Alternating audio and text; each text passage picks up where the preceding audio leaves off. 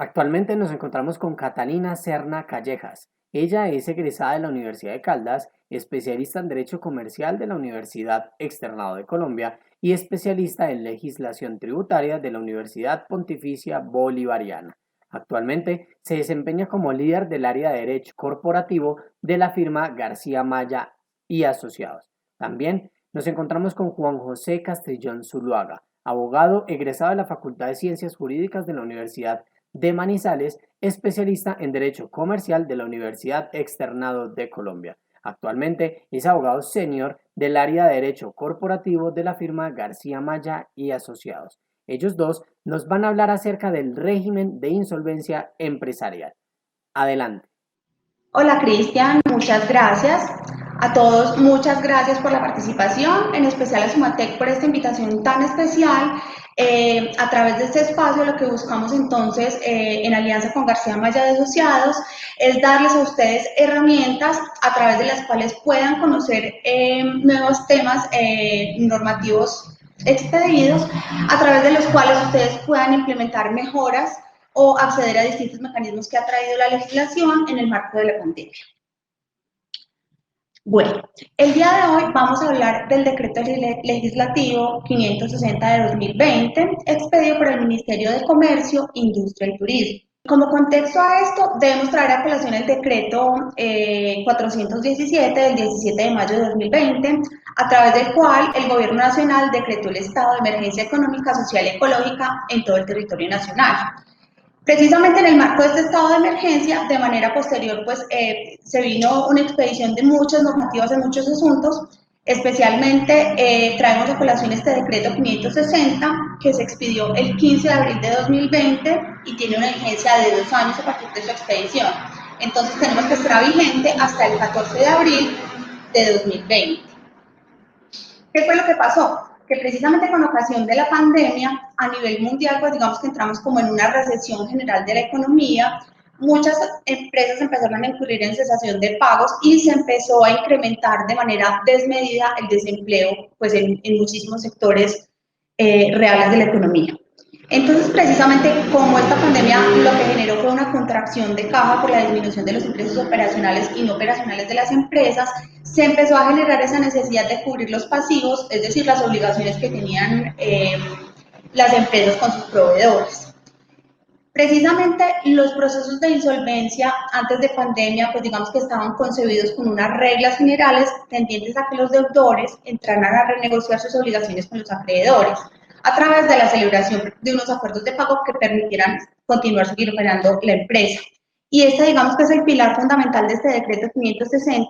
Sin embargo, la normativa anterior, que es la contenida en la ley 1116 de 2006, pues no resultaba suficiente para esta situación que era un poco imprevista y no conocida, digamos, y no cubierta por la legislación puntual que existía desde el 2006. Entonces, precisamente a través del decreto 560, ¿qué es lo que buscó el Ejecutivo Nacional? Se introducen dos mecanismos expeditos de negociación. Estos tienen un carácter extrajudicial y precisamente lo que se busca es que en un término muy corto de 3 meses, el deudor, es decir, el deudor empresario, entre a celebrar unas negociaciones con los acreedores con el fin de sacar a flote la empresa. Digamos que el fin primordial o la directriz del gobierno nacional ha sido conservar el empleo y conservar la empresa como unidad de explotación económica. Entonces, a través de las nuevas regulaciones introducidas por el decreto 560, lo que se busca es implementar unos mecanismos novedosos en materia de legislación, precisamente para conservar la empresa, haciendo de pronto la introducción de unas normas más flexibles en torno a las normas de derecho y la estructuración de unos pilares fundamentales. ¿Qué es importante aquí?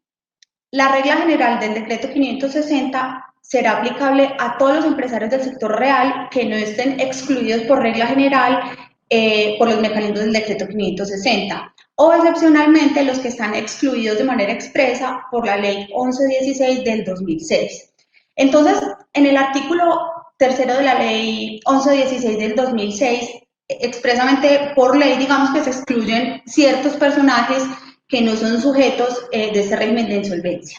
Y dentro de ellos, por ejemplo, encontramos a las EPS, a las IPS, a todas las entidades vigiladas por la Superintendencia Financiera de Colombia, a las entidades vigiladas por la Superintendencia de Economía Solidaria, las empresas prestadoras de servicios públicos domiciliarios, algunos entes territoriales, entre otros. Entonces, ¿cuál es la regla general? Todos los empresarios del sector real que no estén excluidos pueden acceder a los mecanismos del decreto 560, que precisamente lo que busca es adoptar unas medidas estratégicas desde la administración de las compañías en virtud, digamos que de un principio general de ética empresarial con el fin de sacar a flote pues como toda la unidad de explotación económica. Este decreto 560 está fundamentado entonces en 4 pilares fundamentales. Voy a hablar un poco de cada uno de los puntos. Son estos 4 que ven aquí en esta diapositiva. El primero hace referencia a la creación de herramientas extrajudiciales para una negociación expedita. ¿Qué es lo que se busca con esto? Pues precisamente en un término muy corto, de 3 meses, permite que el deudor insolvente se reúne con sus acreedores y trate de llegar a unas negociaciones puntuales que permitan, digamos que, la movilización de activos. Otro de los pilares fundamentales es la introducción de mecanismos de alivio financiero o mecanismos de salvamento. Aquí es muy importante porque se introducen unas, digamos que, novedades normativas traídas muy del derecho de insolvencia anglosajón, traído pues a nuestra legislación local. Dentro de esas medidas, por ejemplo, encontramos la capitalización de acreencias, los pactos de deuda sostenible, la financiación de una negociación, incluso la negociación por categorías de acreedores. Entonces, todas estas figuras lo que buscan en general, siendo digamos que la excepción a las normas generales de la ley 1116, es generar un espacio amigable de negociación donde el deudor insolvente trata de llegar a acuerdos con sus acreedores a través de los cuales se pueda conservar la empresa.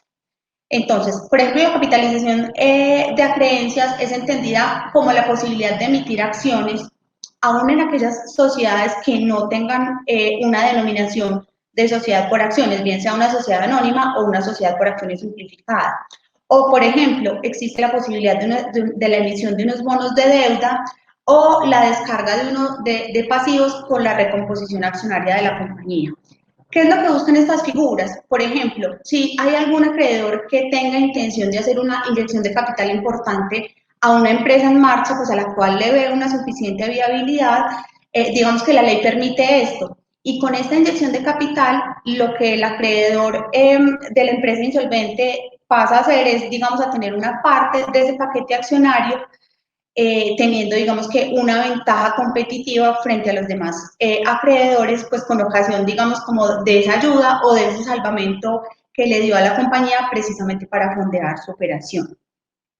En los pactos de deuda sostenible, por ejemplo, tenemos que las entidades o las empresas insolventes pueden llegar a acuerdos o a pequeños acuerdos, digamos, con las entidades financieras con el fin de que puedan hacer más llevadera su carga obligacional.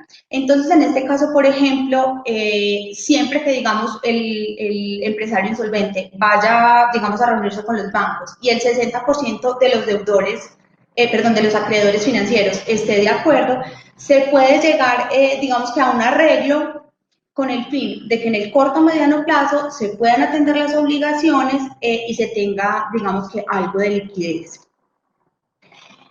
Frente a la financiación de la negociación, también digamos que el decreto 560 trae unos mecanismos a través de los cuales, en el término de los 3 primeros meses de negociación, el deudor insolvente, sin necesidad de requerir autorización, digamos que del juez del concurso, puede acudir al sistema financiero con el fin de acceder a créditos que le permitan, digamos que mejorar su liquidez y de esta manera, pues él va a obtener unos recursos frescos para poder cumplir con sus obligaciones. Esto digamos que va a tener unos efectos posteriores. ¿Por qué? Porque digamos que si se llega a un acuerdo con todo el grupo de acreedores y finalmente hay una ratificación del acuerdo o una validación por parte de la Superintendencia de Sociedades o por parte del juez civil del circuito, estos recursos o estos créditos que habían sido entregados por las entidades financieras van a ser, digamos que van a tener una prelación en la orden de pago de la prelación de créditos, siendo tenidos en cuenta como unos gastos de administración. Y precisamente digamos que todos estos mecanismos o estos incentivos a financiar a los deudores que realmente están en una situación de insolvencia, lo que busca es sacar a flote las empresas que son viables y que, digamos, pueden tener un impacto positivo en la economía, bajo el entendido que precisamente todos estos mecanismos lo que buscan es la conservación del empleo y la unidad de explotación económica, como ya lo había dicho. El tercer punto o el tercer pilar habla de unos beneficios tributarios en virtud de los cuales, digamos que la DIAN o las entidades territoriales respecto a los impuestos de su competencia podrán hacer unas rebajas sustanciales tanto de las sanciones, de los intereses y de capital, pues con el fin de generar un poco de liquidez en el empresario insolvente. Del mismo modo, las empresas que a la fecha de entrada en vigencia del decreto 560, es decir, al 15 de abril de 2020, se encontraban en un proceso de reorganización hasta el 31 de diciembre de 2020, que es el corte de este periodo fiscal, estarán sometidos a una retención en la fuente a título de IVA del 50%. Entonces, en estos casos, por ejemplo, la retención será practicada por los agentes retenedores que adquieran los bienes y servicios de dichas empresas, pero no será practicada, pues digamos que a la tarifa full, sino solo al 50%. Del mismo modo, los deudores admitidos en proceso de reorganización o que cuenten con un acuerdo de reorganización a la entrada de vigencia del decreto tampoco estarán obligados a liquidar la renta presuntiva para el periodo gravable 2020. Estos, pues digamos, son unos de los mecanismos de alivio tributario que ha traído en especial este decreto. Y el otro pilar fundamental habla de la suspensión de algunas normas u obligaciones legales, de modo que el articulado pues confluya de una manera más armónica. ¿Qué es lo que se busca con esto? Con estos nuevos mecanismos se flexibilizan un poco los acuerdos de pago frente a la prelación de créditos. Entonces teníamos que en el marco general de la ley 1116 había, digamos que, un principio de fuero de atracción o de principio de universalidad en virtud del cual el juez del concurso era el competente para conocer absolutamente todos los procesos que afectaban directamente al empresario insolvente. En este caso, entonces, aplicamos una excepción a este principio de universalidad que implica negociar siempre con todos los acreedores, toda vez que se permite la negociación por pequeños grupos o categorías de acreedores y de esta forma, digamos que darle un mayor alcance a la empresa en marcha. Dentro de la flexibilización de las limitaciones que por ley están establecidas, se permite, por ejemplo, al deudor insolvente realizar el pago de pequeñas acreencias que no superen el 5% del pasivo externo de la sociedad. Y este pago de pequeñas acreencias se puede realizar sin la autorización del juez del concurso. A través de esto, digamos que se ha tratado de incentivar el pago de pequeños acreedores o de pequeños clientes y proveedores que además necesitan de liquidez para seguir operando, de modo que se puedan conservar, digamos que, distintos empleos en las distintas empresas de la economía. Y se da, digamos que, una prelación precisamente a estas pequeñas acreencias. Debemos tener en cuenta entonces que esta flexibilización en el pago está dirigido a los acreedores laborales y a los proveedores no vinculados con el deudor. Y como les digo, pues digamos que ese pago de pequeñas acreencias debe llegar hasta un límite que es el 5% del total del pasivo externo de la compañía. Bueno, dentro de las novedades o normas flexibles que se introducen por el decreto 560, está la posibilidad del deudor de poder enajenar o vender activos fijos de la compañía que no están comprometidos o afectos al desarrollo del objeto social propio de la misma y que no superen el valor total de las acreencias pendientes de pago. En este caso, por ejemplo, el deudor insolvente lo que puede hacer es que puede entrar a vender, digamos, esos activos fijos en condiciones generales del mercado sin tener que acudir al juez del concurso a solicitar la autorización para dicha enajenación. Sin embargo, en aquellos eventos, por ejemplo, en los que recae alguna medida cautelar, por ejemplo, de embargo o de secuestro sobre los bienes que pretenda vender, en este caso el deudor, pues, indefectiblemente tendrá que acudir al juez del concurso, llámese de Superintendencia de Sociedades o juez civil del circuito, para solicitar el levantamiento de la medida cautelar y que pueda proceder con la venta. obtener liquidez y de esta forma, pues digamos que honrar las obligaciones pendientes de pago. Bueno, entonces, como les decía, este decreto 560 trae estos dos mecanismos, pues que son completamente novedosos, se deben desarrollar en el término de 3 meses, que es el proceso de negociación de emergencia de acuerdos de reorganización y el procedimiento de recuperación empresarial. En ambos casos, otra de las novedades importantes es la siguiente. Digamos que el juez del concurso no va a llevar a cabo una auditoría minuciosa respecto al fondo o contenido de la información financiera revelada y que esta misma información financiera, digamos que esté ajustada a las normas contables y a los requerimientos de las NIF aplicables pues a cada una de las compañías de acuerdo a sus activos. Esta verificación documental simplemente hace referencia como hacer un checklist. Digamos que en la norma está definido como verificar la completitud documental, es decir, que en el momento en el que yo voy a presentar el acuerdo de validación ante el juez del concurso, él simplemente verifica que los documentos exigidos por la ley estén completos, pero en principio no hace una valoración de fondo de la información. Esto reviste especial importancia, ¿por qué? Porque hay una responsabilidad especial frente a las aseveraciones o las revelaciones de la información financiera suministradas, tanto por el representante legal de la compañía como por el contador o el revisor fiscal, si es el caso. Entonces acá, digamos que el control, como quien dice, de legalidad o de la objetividad de esa información financiera revelada es a posteriori y la va a llevar a cabo el juez del concurso con la calificación y graduación de los créditos. Entonces, digamos que esta novedad es importante porque aquí, digamos que se reviste de especial importancia la responsabilidad que ostentan los administradores de las compañías. Y aquí digamos que en el marco de la ley 222 del 95 es importante hacer referencia que no solo son administradores el representante legal y el revisor fiscal para efectos de la insolvencia, sino que también digamos que tienen especial relevancia las decisiones adoptadas por otros órganos colegiados como la Junta Directiva o la Asamblea General de Accionistas, que digamos que son los órganos primarios en las compañías para la toma de decisiones. El primer mecanismo que hace referencia precisamente al proceso de negociación de emergencia de los acuerdos de reorganización,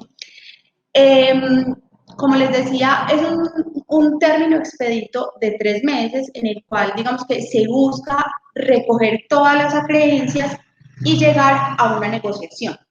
Esto tiene unos efectos importantes, ¿por qué?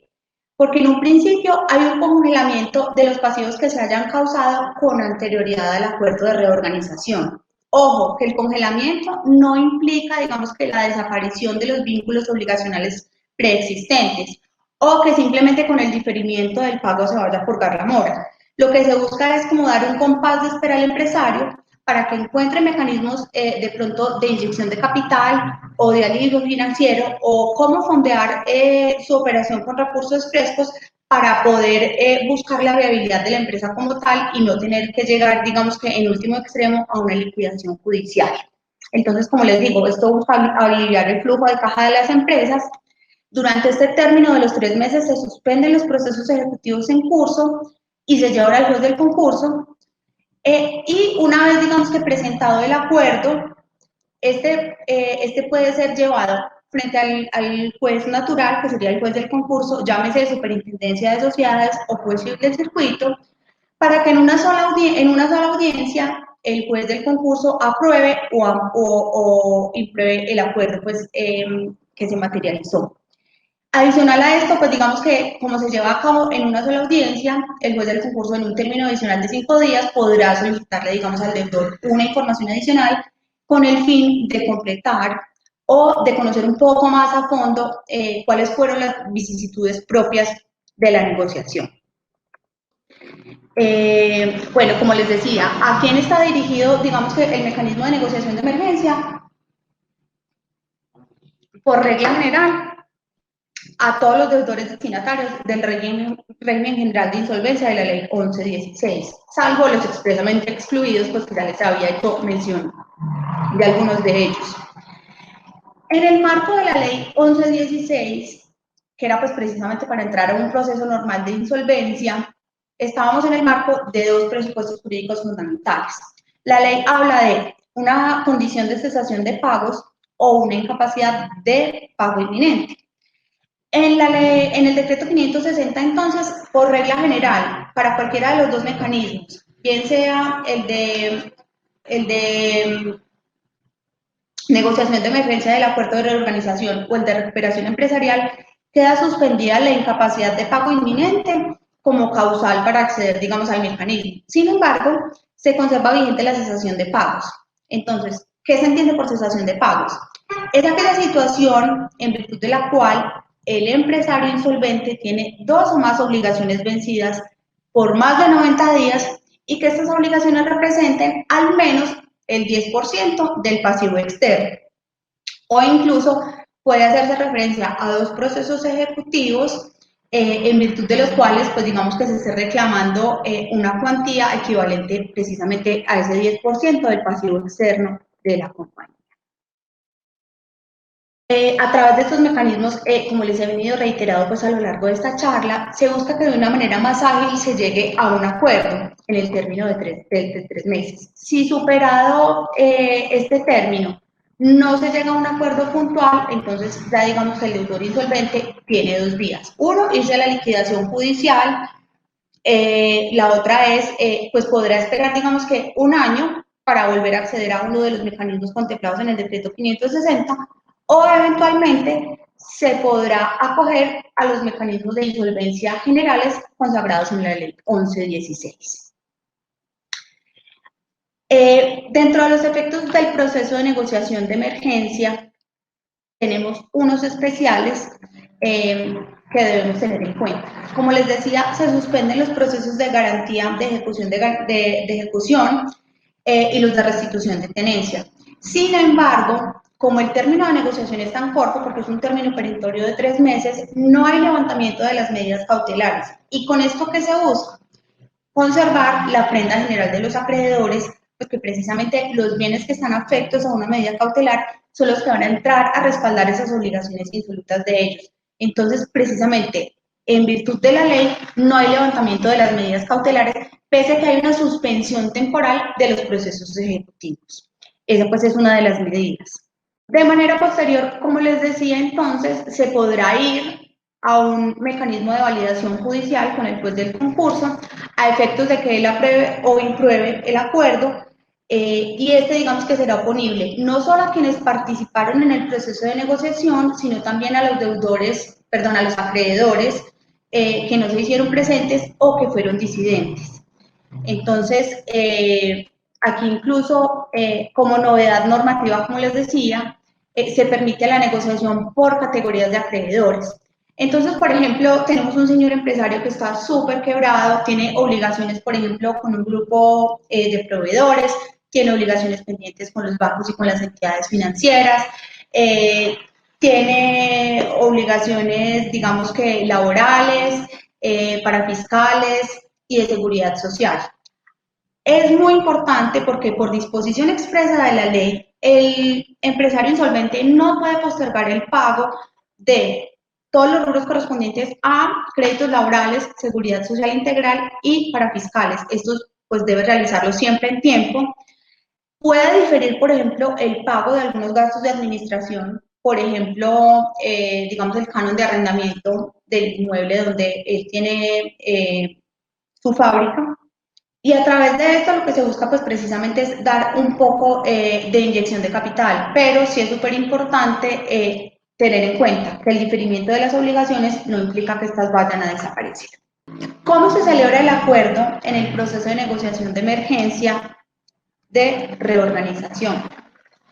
Entonces, se lleva a cabo con las mismas mayorías que son las consagradas en la ley 1116, el régimen general de insolvencia. Entonces, si yo tengo una mayoría absoluta de votos de los acreedores que están, digamos que, vinculados a la negociación, con este yo puedo hacer oponible el acuerdo, y además, pues, digamos que me permite precisamente negociar con categorías de acreedores, buscando limitar los efectos de la insolvencia a todos los demás. Entonces, como les decía, yo puedo llegar, digamos, a un acuerdo puntual con los bancos o a otro acuerdo puntual, digamos, con algunos clientes o proveedores, pero siempre respetando lo que por ley a mí me imponen, que son los salarios, prestaciones sociales, parafiscales y aportes a la seguridad social integral. El otro mecanismo es un mecanismo nuevo también traído por el decreto 560. Este es el procedimiento de recuperación empresarial que se tramita ante las cámaras de comercio de la jurisdicción territorial del domicilio del deudor. ¿Qué quiere decir esto? Si, por ejemplo, yo soy una compañía que estoy domiciliada en Manizales, para el proceso de recuperación empresarial, yo debo acudir a la Cámara de Comercio de Manizales por Caldas a través de su centro de conciliación directamente o a través de un mediador, que para el efecto las cámaras de comercio ya tienen unas listas de mediadores y Confecámaras ha desarrollado, digamos que el reglamento para llevar a cabo este proceso y también ha sido aprobado por la Superintendencia Financiera. Entonces, yo voy a la Cámara de Comercio de mi domicilio social, y a través de estos mecanismos, pues lo que busco es un acercamiento con mis acreedores con el fin de llegar a unos acuerdos puntuales que permitan sacar a flote mi empresa como unidad de explotación económica. Entonces, ¿cuál es la finalidad del procedimiento? Definitivamente, pues adelantar el proceso de reorganización y la negociación de las deudas. La duración, como les decía, al igual que el otro mecanismo, es de 3 meses. Es 3 meses máximo, un término perentorio contado a partir del inicio del trámite. Es, digamos que como del auto admisorio. ¿Cuáles son los efectos de este procedimiento de negociación? Entonces, al igual que en el mecanismo anterior, se suspenden los procesos de ejecución, los de restitución y los de cobro al deudor durante este término, sin que proceda el levantamiento de las medidas cautelares. Digamos que es la regla general, precisamente porque la medida cautelar es, digamos, como que la garantía del acreedor para garantizar que el día de mañana se le va a solventar su obligación insoluta. Entonces, dentro de los efectos de la presentación de la solicitud de admisión al proceso de reorganización, tenemos los siguientes. Pues además de la suspensión, digamos, como del curso de los procesos ejecutivos, por norma general consagrada en la ley 1116, se permite a los administradores, es decir, al representante legal, a la junta directiva, a la asamblea general de accionistas, la adopción de reformas estatutarias, la constitución o la ejecución de garantías o la disposición de ciertos derechos. Entonces aquí, por ejemplo, le está vedado al representante legal de la compañía hacer compensaciones, hacer pagos, desistir, por ejemplo, de procesos judiciales o hacer terminación unilateral de algún vínculo obligacional que tenga pendiente, pues precisamente porque todos los ingresos que que va a tener la compañía en este lapso, pues van a estar afectos al pago de las obligaciones pendientes de los acreedores. Entonces, esta digamos que es una limitación puntual que viene desde la ley 1116. En el evento de que el deudor, digamos que excepcionalmente tenga que acudir a uno de estos mecanismos, llámese de reforma estatutaria, o tenga que otorgar alguna garantía, o eventualmente tenga que desistir de algún proceso judicial o transar alguna obligación, tendrá que solicitar una autorización al juez del concurso. Lo mismo pues que en la ley 1116. Que es importante que cualquier acto celebrado en contravención a lo aquí estipulado podrá generar una responsabilidad solidaria por parte de los responsables, es decir, de los administradores, y a su vez podrá generar la imposición de sanciones económicas, tanto para los socios como para los administradores de la misma. Entonces, digamos que anteriormente habíamos hablado del representante legal y del revisor fiscal. Esta responsabilidad se extiende teniendo en cuenta, digamos que la delicadeza del asunto, porque hay una protección también del interés colectivo y de las obligaciones pendientes de pago. Entonces, por regla general, en todas las decisiones que se tomen como en contravía de esta prohibición será ineficaz de pleno derecho. Eso quiere decir, digamos que en unos términos muy simples, que esas decisiones no producirán efecto alguno. Bueno, acá digamos que está el resumen de algunas de las preguntas que ya habíamos conversado hace un momentico. ¿A quién está dirigido? Pues precisamente a los empresarios que estén insolventes. ¿Frente a quién se presenta? Frente a las cámaras de comercio del domicilio social. ¿Cuál es la finalidad? Pues precisamente llegar a unos acuerdos de pago que permitan sacar a flote la empresa como unidad de explotación económica y que permitan la conservación del empleo. La finalidad precisamente es llegar a unos acuerdos en la negociación de las deudas y el término máximo, como les había dicho, es de 3 meses. Una de las digamos que modalidades o novedades que ha traído la norma ha sido la introducción de mecanismos de solución alternativa de conflictos para estos procesos de negociación. Entonces, por ejemplo, las diferencias que se presenten entre categorías de acreedores o de acreedores ausentes o disidentes pueden ser, digamos que, dirimidas a través de un tribunal de arbitramiento o pueden ser conocidas también, digamos, que por el centro de conciliación o por el mediador mismo que está conociendo del proceso en la Cámara de Comercio. ¿Qué es importante? Que tengamos súper claro que durante este término de 3 meses de negociación, bien sea en el proceso de negociación de emergencia del acuerdo de reorganización o en el procedimiento de recuperación empresarial, que como les decía tiene un término perentorio de 3 meses, durante este tiempo, si bien se puede aplazar el pago de los gastos de administración, esto no quiere decir que se suspenda ni el pago de salarios, ni de seguridad social, ni de aportes para fiscales. Y adicional a eso, el aplazamiento del pago de estas obligaciones tampoco puede ser entendido como una condonación, pues como quien dice un perdón de las deudas o la desaparición de la mora en la que venía incurriendo, digamos que el deudor insolvente antes de la entrada en vigencia del decreto 560. ¿Qué es lo que pasa? Que en el término de los 3 meses, cuando estamos en la negociación, el aplazamiento del pago de las obligaciones no puede ser considerado como un incumplimiento o como mora. Por lo tanto, no puede invocarse como una causal para la terminación unilateral de los contratos dentro del término de negociación.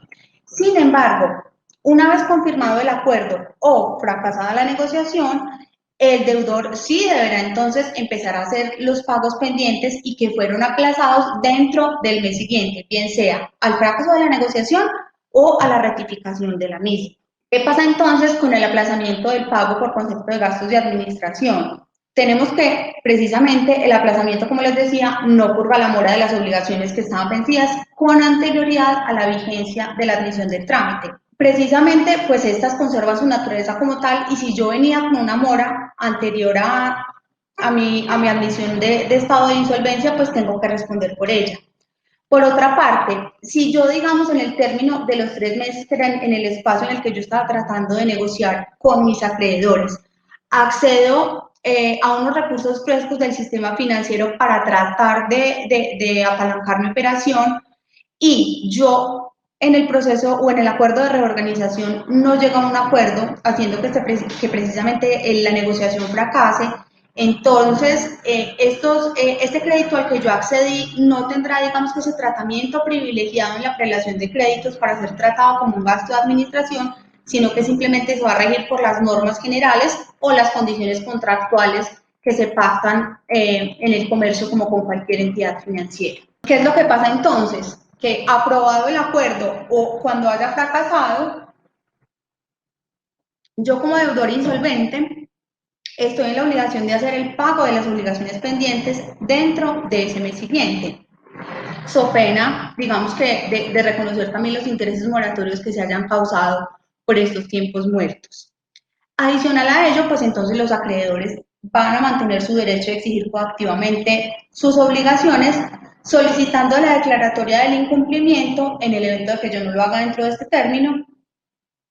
Si yo no pago dentro de este mes adicional, entonces se tendrá como fecha de vencimiento la original de la obligación, porque pues digamos que en ese plazo de los 3 meses se suspende la causación de intereses moratorios con el fin de llegar a una negociación, pero si vencido, o sea, si terminado el acuerdo, bien sea porque se materializó o porque fracasó la negociación, pasado el mes yo no pago mis gastos de administración, pues ahí entonces nuevamente yo incurro en mora.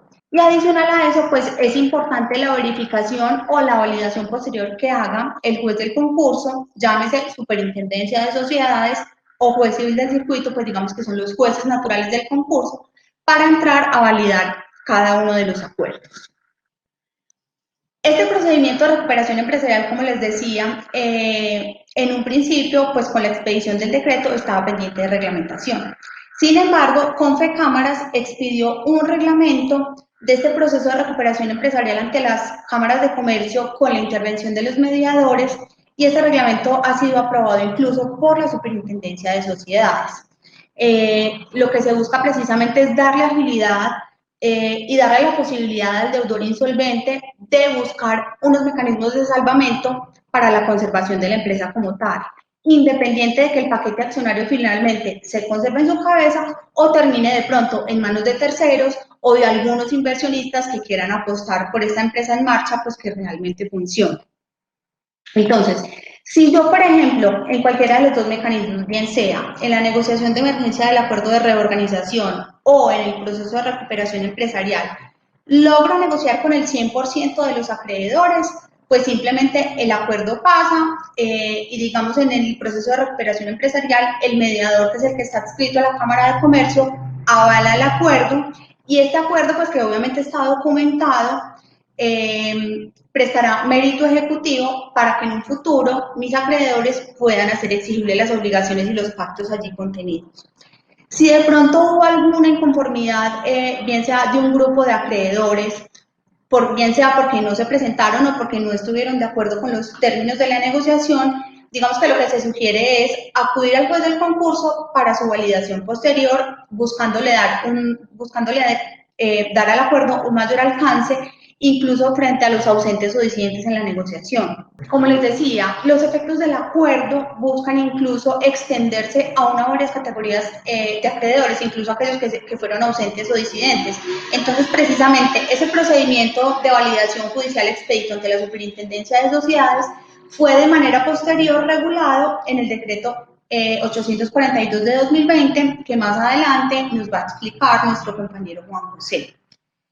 ¿Qué pasa con este decreto 842? Pues precisamente entra a regular estos mecanismos introducidos por el decreto 560, donde todos los deudores afectados por las causas que motivaron la declaratoria de emergencia, es decir, pues digamos que por el impacto económico negativo del COVID, pueden ser sujetos a mecanismos extraordinarios de salvamento y de recuperación.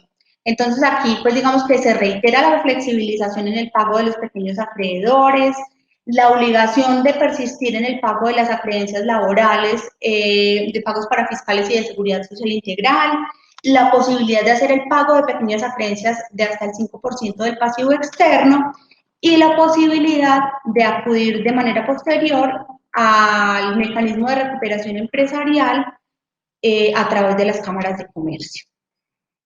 Obviamente, todo esto se da sin perjuicio de las medidas administrativas que puedan tomar las entidades competentes. Me explico. Por ejemplo, Superintendencia de Sociedades no queda relevada, digamos, de su función de poder intervenir entidades que por el desarrollo de sus actividades así lo requieran, o por la toma de posesión, por ejemplo, de una entidad financiera que esté haciendo una captación ilegal de recursos, o por ejemplo la toma de posesión de cualquier otra entidad o la intervención de una entidad de salud. Pues digamos que todas estas facultades de inspección, vigilancia y control siguen, digamos que radicadas en las personas que por competencia general, pues digamos, están facultadas para ello. A grandes rasgos, estas son, digamos que las novedades normativas introducidas en este decreto 560 que hace referencia a los nuevos mecanismos de insolvencia. Como les digo, en resumen, son dos mecanismos: negociación de emergencia del acuerdo de reorganización y el proceso de recuperación empresarial, ambos en unos términos perentorios de 3 meses, que buscan que en el marco de una buena fe y de un manejo muy administrativo de la negociación por parte del representante legal, se lleve a unos acuerdos válidos a través de los cuales se buscan mecanismos de inyección de capital para viabilizar la empresa, se busque, digamos que, sacarla a flote de la coyuntura de la insolvencia en la que está, y adicional a eso, se busque preservar el pleno empleo, pues teniendo en cuenta la dinámica y el impacto en la política macroeconómica del país. En general, pues digamos que estos son los puntos más importantes. Entendemos que es un tema denso, pero pues es importante que todos los empresarios tengamos conocimiento de las medidas o de los elementos que tenemos a nuestro alcance y de los cuales podemos pegarnos precisamente para sacar a flote nuestras empresas. Ahora yo le doy la palabra a mi compañero Juan José, quien nos va a hablar un poco del decreto 842, que es precisamente el regulatorio del decreto 560, de los mecanismos de insolvencia traídos en este marco de emergencia. Muchísimas gracias. Muchas gracias a la doctora Catalina. En efecto, el tema que vamos a abordar en este espacio es el decreto 772 del año 2020, que consagra algunas medidas judiciales en procesos de insolvencia. Digamos que este decreto viene después de la expedición del decreto 560 y consagra algunas medidas adicionales a las que consagra pues, el decreto 560. ¿Cuál es el objeto de este decreto 772? Es establecer algunos mecanismos expeditos en los procesos de reorganización empresarial que permitan la recuperación de capacidades laborales, sociales, productivas, entre otras, y digamos que es muy importante agilizar los procesos de liquidación judicial de las empresas y digamos que tiene un propósito y un fin y es retornar rápidamente los activos a la economía de una manera ordenada, eficiente y económica. Este decreto, digamos que además pretende proteger el orden público económico, mitigar la extensión de algunos efectos, digamos que sobre empresas afectadas por las causas que motivaron la declaratoria del estado de emergencia económico, social y ecológico, ¿cierto? Digamos que aquí es muy importante porque únicamente podrían acceder a estos mecanismos que establece el decreto las empresas que se hayan visto afectadas pues por el estado de emergencia en el que nos encontramos con ocasión de la pandemia del COVID-19. Ahora, es muy importante tener en cuenta que las herramientas previstas en este decreto buscan poder atender la proliferación de procesos y trámites de insolvencia que, digamos, se espera que vengan con ocasión de la coyuntura. Y estas medidas estarán disponibles por el término de 2 años contados a partir de la entrada en vigencia del decreto. Es decir, a partir del 3 de junio de 2020 contamos 2 años y, digamos, podrían hacerse uso de estas herramientas. Bueno, en la siguiente diapositiva digamos que ya se aborda uno de los grandes temas en los que se divide este decreto 772. Entonces, las principales novedades de este decreto pues, son la creación del proceso de reorganización abreviado y el proceso de liquidación judicial simplificado para pequeñas insolvencias. Dos aspectos muy importantes. Primero, digamos que para poder atender esa proliferación de los procesos de reorganización, los deudores que vayan a, digamos, a solicitar la admisión a un proceso de reorganización de esta naturaleza, pues primero deben cumplir con una condición, y esa condición es que deben ser destinatarios del régimen contenido en la Ley 1116 del año 2006. Y además, digamos que no pueden tener unos activos superiores a 5.000 salarios mínimos. Si, digamos, yo cumplo con estas dos condiciones, es decir, si yo soy destinatario del régimen de insolvencia contenido en la Ley 1116 y mis activos son inferiores o iguales a 5.000 salarios mínimos, yo podría solicitar la admisión a un proceso de reorganización abreviado. Aquí, digamos que redondeando un poco y a efectos de dar mayor claridad, pues entonces debería uno preguntarse quiénes son los destinatarios del régimen de insolvencia. Digamos que ahí la respuesta es pues, que los destinatarios del régimen de insolvencia son entonces las personas naturales y las jurídicas que no están excluidos de la aplicación del mismo. Una cosa importante es que tienen que realizar negocios permanentes en el territorio nacional. De igual forma, digamos que es destinatario del régimen de insolvencia las sucursales de sociedades extranjeras y los patrimonios autónomos siempre que los mismos se encuentren afectos a la realización de actividades empresariales. Ejemplo, están excluidos del régimen de insolvencia las entidades promotoras de salud, las administradoras del régimen subsidiado del Sistema General de Seguridad Social, algunas entidades vigiladas por la Superintendencia Financiera, otras vigiladas por la Superintendencia de Economía Solidaria, las sociedades de capital público, empresas industriales y comerciales del Estado, y entre otros. Digamos que las personas que están excluidas de este régimen se encuentran en el artículo 3 de la Ley 1116 de 2006. Otro presupuesto muy importante para yo poder solicitar la admisión a un proceso de reorganización abreviado es que tengo que estar en un supuesto de cesación de pagos. Es decir, no me basta solamente con ser destinatario del régimen de insolvencia, sino que además debo estar inmerso en una situación de cesación de pagos. ¿Cómo sé yo o cuándo me doy cuenta que estoy inmerso en una cesación de pagos? Pues primero cuando yo incumplo el pago por más de 90 días de 2 o más obligaciones en favor de 2 o más acreedores. Esas obligaciones, digamos, deben ser contraídas en desarrollo de la actividad económica. O, digamos, que tenga por lo menos 2 demandas ejecutivas presentadas por 2 o más acreedores, digamos que para perseguir el pago de esas acreencias, ¿cierto? Entonces, ¿cómo sé yo que estoy en cesación de pagos? Repito, entonces primero, cuando sé que, digamos, estoy en mora por más de 90 días de 2 o más obligaciones a favor de 2 acreedores, o tengo por lo menos 2 procesos ejecutivos en que presentaron 2 acreedores en mi contra. En cualquier caso, y esto es muy importante, el valor acumulado de las obligaciones debe representar no menos del 10% del pasivo total a cargo del deudor a la fecha de los estados financieros de la solicitud. Cada que yo presento una solicitud de admisión a un proceso de reorganización, siempre debo presentar unos estados financieros. Entonces, yo debo verificar que pues no vaya a representar menos del 10% del pasivo total a cargo, porque de lo contrario pues no sería admitido al proceso de reorganización abreviado. Ahora, entonces digamos, yo presento la solicitud al proceso de reorganización, el juez del concurso va a verificar la completitud de estos documentos y después va a admitir la solicitud. Digamos que ahí y a partir de ese momento se da inicio al proceso de reorganización abreviado. Después de esto, digamos que viene un auto de apertura. Ese auto de apertura, digamos que el decreto 772 lo que establece es que debe tener un contenido mínimo y ese contenido mínimo pues debe ser el siguiente. Entonces, primero el auto de apertura deberá hacer la designación del promotor. Además, ese auto debe tener una orden en donde se le diga al promotor que tiene que presentar un proyecto de calificación y graduación de créditos y determinación de los derechos de voto. Además, se le da una orden al deudor de actualizar el inventario de activos y pasivos con corte al día anterior al auto de admisión de la solicitud. Entonces, muy importante este documento que, digamos, es el que refleja cuál es el estado actual de la compañía y por qué, digamos, está solicitando la admisión a un proceso de reorganización.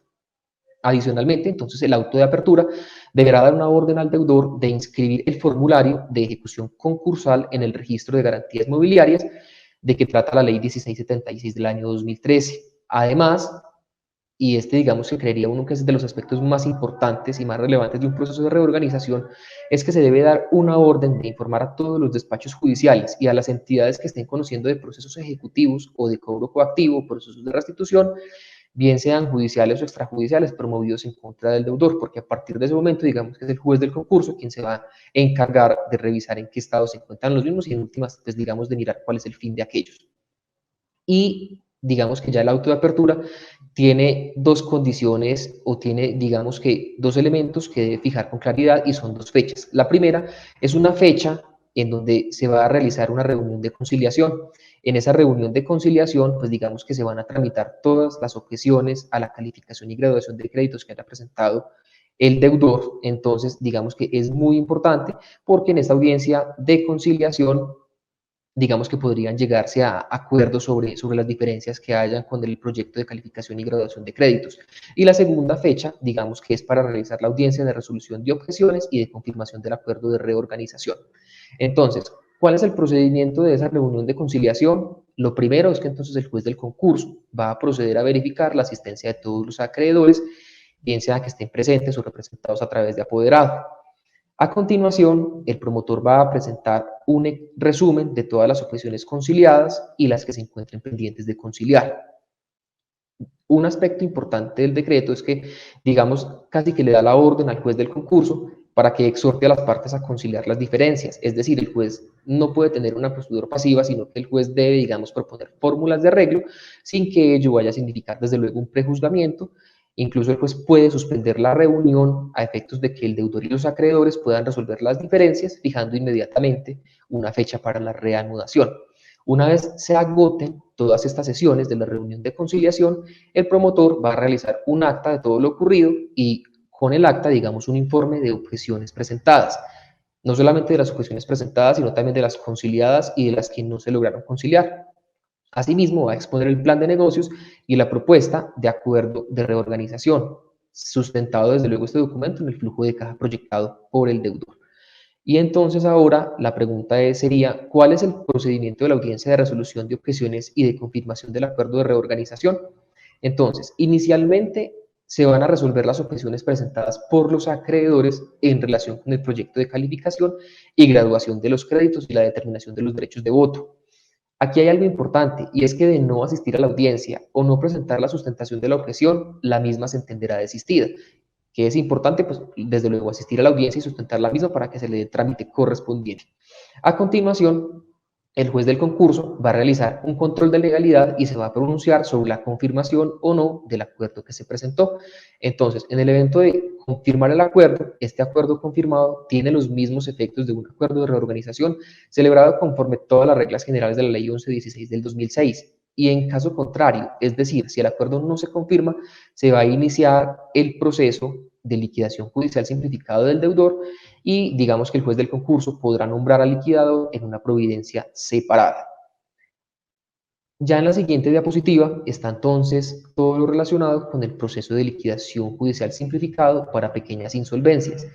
¿Qué es lo importante de este proceso de liquidación judicial simplificado? Primero, que me van a aplicar los mismos dos supuestos para el proceso de reorganización. Es decir, no aplica para cualquier persona que quiera, digamos, beneficiarse de estas medidas especiales tomadas en razón del COVID-19, sino que únicamente aplicará para quienes cumplan dos requisitos, que cuáles son el mismo. Primero, ser destinatario del régimen de insolvencia de la ley 1116 y segundo, digamos que los activos sean inferiores o iguales a 5.000 salarios mínimos. El proceso de liquidación judicial simplificado se va a tramitar de conformidad con las reglas que prevé este decreto. Entonces, digamos que ¿cuáles son esas reglas? La primera es que el juez del concurso va a proferir un auto de apertura, digamos que como ocurre en el proceso de reorganización.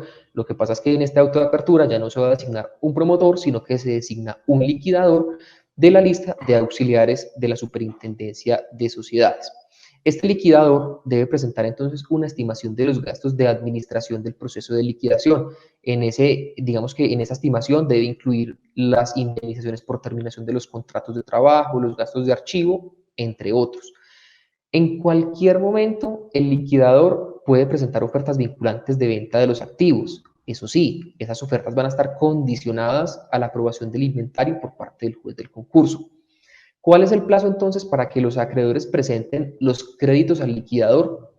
Este decreto lo que nos dice es que los acreedores van a tener 10 días que se van a contar desde la fecha de desfijación del aviso que informa sobre la apertura del proceso de liquidación judicial. Siempre que se da apertura a un proceso de liquidación judicial, se va a fijar un aviso informándole a los acreedores sobre la existencia del mismo. Lo que este decreto me dice es que entonces los acreedores van a tener 10 días siguientes a la desfijación de ese aviso para presentar al liquidador los créditos que tengan pendientes de pago. Y digamos que asimismo el plazo para que el liquidador remita el proyecto de calificación y graduación de créditos va a ser de 15 días que se van a contar desde el vencimiento del término para presentar los créditos. Digamos que surtido todo este procedimiento, se va a correr un traslado del proyecto de calificación y graduación de créditos y además del inventario de bienes presentado con la base contable del valor neto de la liquidación. Esos documentos, digamos que se van a correr traslado conjuntamente por el término de 5 días para que aquí quien a bien lo tenga se pueda pronunciar sobre los mismos. Aquí hay una novedad y es que no habrá lugar a elaborar un proyecto de determinación de los derechos de voto. ¿Por qué? Digamos que porque la adjudicación la va a realizar el juez del concurso. Entonces, digamos que eso es un trámite que se omite en este proceso de liquidación judicial simplificado. Los acreedores, digamos que pueden objetar el valor neto de esa liquidación que fue asignado a los bienes, presentando un avalúo o una oferta vinculante de compra por un valor superior. En el evento en el que se presenten objeciones, se va a correr traslado de las mismas por 3 días y el juez del concurso las debe resolver mediante auto escrito o en audiencia. Digamos que eso ya dependerá de la exclusiva voluntad de discreción del juez del concurso, si lo hace mediante auto o en audiencia. Si por el contrario no se presentan objeciones o si se considera la totalidad de las mismas, el juez del concurso va a proferir un auto aprobando la calificación y graduación de créditos y el inventario. Después de este procedimiento va a correr un plazo de 2 meses para ejecutar ofertas de compraventa de activos y vender los demás bienes directamente por un valor nunca inferior al neto de la liquidación o mediante el sistema de martillo electrónico. Digamos que esas son las dos posibilidades que nos abre el decreto 772. Vencido este periodo anterior y dentro de los 10 días siguientes, el liquidador va a presentar un proyecto de adjudicación. El juez del concurso, digamos que según ese proyecto de adjudicación, va a proferir la decisión de adjudicación. Y dentro de los 20 días siguientes a la firmeza de esa adjudicación, el liquidador va a realizar la entrega de los bienes. Finalmente, y una vez ejecutadas las órdenes incluidas en el auto de adjudicación de bienes, el liquidador va a presentar al juez una rendición de cuentas finales de la gestión, en donde incluirá una relación pormenorizada de los pagos efectuados, acompañada desde luego de las pruebas respectivas. Bueno, digamos que esto en cuanto al proceso de reorganización y de liquidación judicial para pequeñas insolvencias, pero este decreto, digamos que lo veremos en la siguiente diapositiva, no solamente me trae estas dos figuras, sino que además crea unas medidas para el trámite expedito de los procesos de insolvencia. ¿Cuáles son esas medidas? Pues entonces, la primera es que las solicitudes de acceso a los mecanismos de reorganización y liquidación respecto de esos deudores que son afectados por las causas que motivaron el estado de emergencia económico, social y ecológico se van a tramitar de una manera expedita. Incluso una novedad es que el juez del concurso, o no se obliga, digamos, al juez del concurso a que realice una auditoría sobre el contenido o la exactitud de todos los documentos que aporte el deudor, ni sobre la información financiera o el cumplimiento de las políticas contables. Lo que el decreto me dice y que, digamos, quien presente la solicitud debe tener muy en cuenta es que va a ser una responsabilidad exclusiva del deudor y el contador o revisor fiscal según corresponda la información que presente al juez del concurso. Ahora, el juez del concurso, con ese auto de admisión, me puede ordenar la ampliación o la actualización que fuera pertinente de la información o de los documentos que yo radiqué con ocasión de la solicitud. Una segunda medida, y digamos, esto es más con el fin de poder atender la proliferación de procesos de insolvencia que se avecinan con ocasión de la emergencia, es que la Superintendencia de Sociedades puede solicitar el diligenciamiento de formatos electrónicos como parte de la solicitud de admisión y la radicación electrónica de la información. Entonces, un aspecto relevante es que se puede hacer uso de herramientas tecnológicas e inteligencia artificial en el desarrollo de estos procesos y procedimientos y en general de los trámites de insolvencia. Aunque el decreto, digamos, es cuidadoso y tiene en cuenta que, digamos, hay algunas oportunidades en las cuales los deudores no pueden acceder y no pueden hacer uso de esas herramientas tecnológicas, caso en el cual pues deberá informarlo así y digamos que podrán darse paso a la radicación física como de costumbre. Otra medida que, digamos, se crea con el objetivo de preservar la empresa y el empleo y que trae el decreto 772 consiste en que las medidas cautelares que se encuentren practicadas en procesos ejecutivos o de cobro coactivo que recaen sobre bienes distintos a aquellos sujetos a registro se van a levantar por el solo Ministerio de la Ley con la expedición del auto de inicio del proceso. Es decir, está el auto de inicio del proceso y con la sola expedición de esa providencia se van a levantar las medidas cautelares por Ministerio de la Ley. Por lo tanto, el juez que conozca de esas ejecuciones debe entregar los dineros o bienes al deudor. Importante decir que el promotor debe verificar el destino de los bienes desembargados e informar al juez dentro del término que éste le indique. ¿Por qué? Pues porque, digamos, yo no le puedo dar una destinación que no sea diferente a preservar la empresa y el empleo a esos dineros que me devuelven con ocasión del levantamiento de las medidas cautelares. En la siguiente diapositiva se encuentran algunos mecanismos que el decreto, digamos, establece para maximizar el valor de los bienes del deudor y la protección de los compradores de vivienda. Entonces, digamos que esto nos habla, son sobre los mecanismos mediante los cuales se van a maximizar el valor de esos bienes del deudor y digamos que lo que prevé es que se van a hacer adjudicaciones en bloque a determinado grupo de acreedores o en estado de unidad productiva. Esto con el fin de que, pues digamos que de preservar la empresa y el empleo, al igual que la creación de la posibilidad de que los bienes se puedan transferir a un fideicomiso y adjudicar a los acreedores con vocación de pago los derechos fiduciarios. Adicionalmente, se abre una posibilidad de uso del sistema de martillo electrónico para la venta de activos en el marco de los procesos de liquidación judicial con unas reglas más flexibles que facilitan la conversión de los bienes a efectivo. Una tercera medida que se encuentra en la siguiente diapositiva es la posibilidad de hacer unos pagos directos a los financiadores de créditos hipotecarios por parte de deudores en reorganización. ¿Esto para qué? Pues para facilitar el levantamiento del gravamen hipotecario y gravar la posterior transferencia del bien a favor del comprador. De otro lado, se da la creación de unas reglas dentro del proceso de reorganización para que dentro del acuerdo de reorganización se respeten los compromisos adquiridos en los contratos de adquisición de vivienda, de tal manera que se pueda hacer la transferencia de unidades de vivienda en lugar del reconocimiento de una deuda en el proceso de reorganización.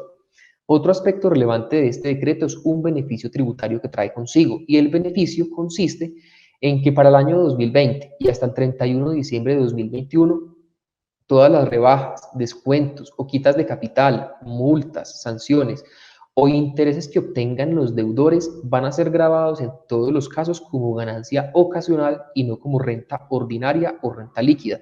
Esto cuando los mismos se presenten o sean el resultado y parte de los acuerdos de reorganización celebrados o modificados en el marco del régimen de la Ley 1116 del 2006, el decreto 560-2020 que acaba de explicar la doctora Catalina y el presente decreto. Ahora, de manera excepcional y para los deudores contribuyentes en los periodos grabables 2020 y 2021, estas ganancias ocasionales podrán ser compensadas con las pérdidas ocasionales del ejercicio o con las pérdidas fiscales que traiga acumuladas. Finalmente, dos medidas adicionales que trae el decreto, que se encuentran en la siguiente diapositiva, y es que la primera se extiende la suspensión por 2 años de la causal de disolución por pérdidas para todos los tipos societarios y se extiende la suspensión del término para enervarla. Y finalmente, con el fin de poder atender la proliferación de estos procesos de insolvencia, no es un secreto que la Superintendencia de Sociedades y los jueces civiles requieren contar con una mayor capacidad en la lista de auxiliares de la justicia. Por lo tanto, digamos que se amplía esa posibilidad para los auxiliares de la justicia de actuar como promotor o como liquidador en varios procesos. Eso sí, sin exceder en ningún caso un máximo de 6 procesos para cada uno de ellos, si bien sea de reorganización o de liquidación en forma simultánea. De esta forma, entonces, pues termina la exposición del decreto 772, no sin antes manifestar que estamos dispuestos a atender cualquier inquietud que pueda surgir con relación a los mismos y agradeciendo a Sumatec la invitación a participar en este espacio, esperando que sea de mucha utilidad para todos ustedes. Muchísimas gracias a Catalina y a Juan José. Y así terminamos una emisión más de Sumamos a tu transformación, donde de manera práctica y sencilla tratamos temas que sin lugar a dudas te ayudarán en la transformación de tu negocio. Recuerda que en el día de hoy hablamos acerca del régimen de insolvencia empresarial. Sumamos a tu transformación, identifiquemos oportunidades para transformar negocios en compañía de Sumatec. Nos vemos en una próxima oportunidad.